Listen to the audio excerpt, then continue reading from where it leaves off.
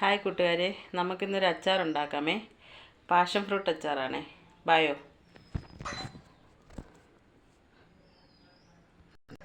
അതിന് വേണ്ടിയിട്ടുള്ള സാധനങ്ങളാണേ. Passion fruit എല്ലാം റെഡിയാക്കി വെച്ചിട്ടുണ്ടേ. അതെല്ലാം തുറന്ന് ഒഴിച്ച് വെച്ചിട്ടുണ്ടേ. പിന്നെ അതിന് വേണ്ടിയിട്ട് മസാല, മുളക് പൊടി ആവശ്യത്തിന്, മഞ്ഞൾപ്പൊടി ആവശ്യത്തിന്, ഉലുവാപ്പൊടി നമ്മളൊരു പാത്രത്തിലാക്കി വെച്ചേക്കുവാണേ. പിന്നെ 2 കുഞ്ഞ് പച്ചമുളക് കുഞ്ഞായിട്ട് അരിഞ്ഞത്, കറിവേപ്പില, വെളുത്തുള്ളി അരിഞ്ഞത്, ഇഞ്ചി അരിഞ്ഞത്. ഓക്കെ. അതിന് വേണ്ടിയിട്ടുള്ള അച്ചാറിടാനൊരു പാത്രം അടുപ്പിൽ വെച്ചിട്ടുണ്ട്. വേണ്ടുന്ന നല്ലെണ്ണ ഒഴിച്ച് കൊടുത്തിട്ടുണ്ട്. എണ്ണ ചൂടായിട്ട് വരട്ടെ കേട്ടോ. എണ്ണ ചൂടായി വന്നിട്ടുണ്ട്. നമുക്ക് കടുക് ഇട്ട് കൊടുക്കാമേ.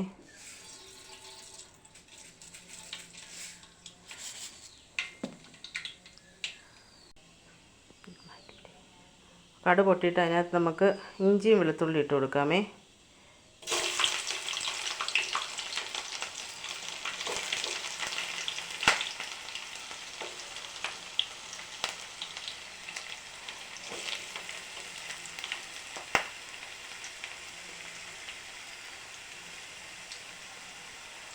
അരിഞ്ഞ് വെച്ചിരിക്കുന്ന പച്ചമുളക് കൂടെ ഇട്ട് കൊടുക്കാം. ഇതെല്ലാം കൂടെ ഒന്ന് മൂക്കട്ടെ. ഓക്കെ. ഇഞ്ചിയും വെളുത്തുള്ളിയും പച്ചമുളകും എല്ലാം മൂത്ത് വന്നിട്ടുണ്ട്. കറിവേപ്പില ഇട്ട് കൊടുക്കാമേ.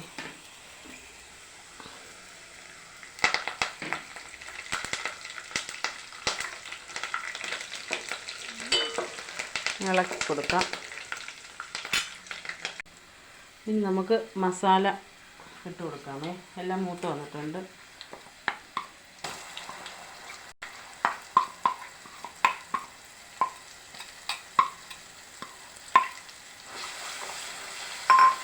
നല്ല ഇളക്കി യോജിപ്പിക്കാം.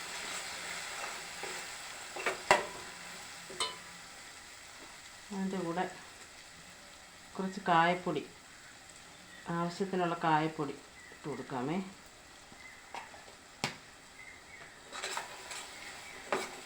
നന്നായിട്ട് ഇളക്കി കൊടുക്കാം.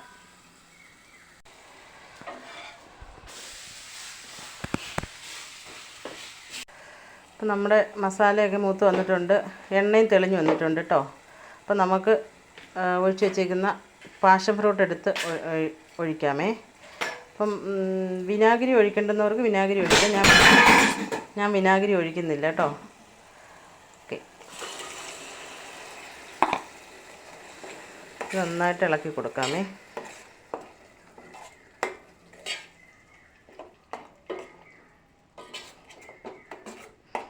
നല്ലൊരു മണമൊക്കെ വരുന്നുണ്ട്. നന്നായിട്ടൊന്ന് ഇളക്കി കൊടുക്കുക. ഒന്ന് ചൂടായി വരട്ടെ.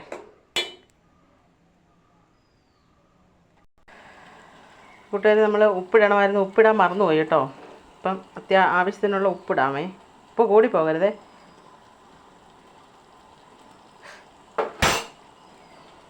നന്നായിട്ട് ഇളക്കി കൊടുക്കാം.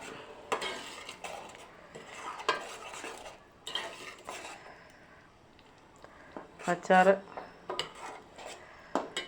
നന്നായിട്ട് ചൂടായി വന്നിട്ടുണ്ട് കേട്ടോ. നല്ല തിളയ്ക്കുന്നുണ്ടോ? ഒരുപാട് തിളയ്ക്കണ്ട. അത്യാവശ്യം നന്നായിട്ട് ചൂടായി വന്നതിന് ശേഷം ഓഫാക്കാം. എന്നിട്ട് തണുത്ത് കഴിയുമ്പം ഒരു കുപ്പിയിലാക്കി സൂക്ഷിക്കാം. അപ്പം നല്ലതുണ്ട്. എല്ലാവരും ഒന്ന് ചെയ്ത് നോക്കണേ. ഒരു പുളിയും ഒരു മധുരവും ഒക്കെ ബാലൻസ് ആയിട്ട് ഇങ്ങനെ നല്ല ടേസ്റ്റാണേ. Okay, by.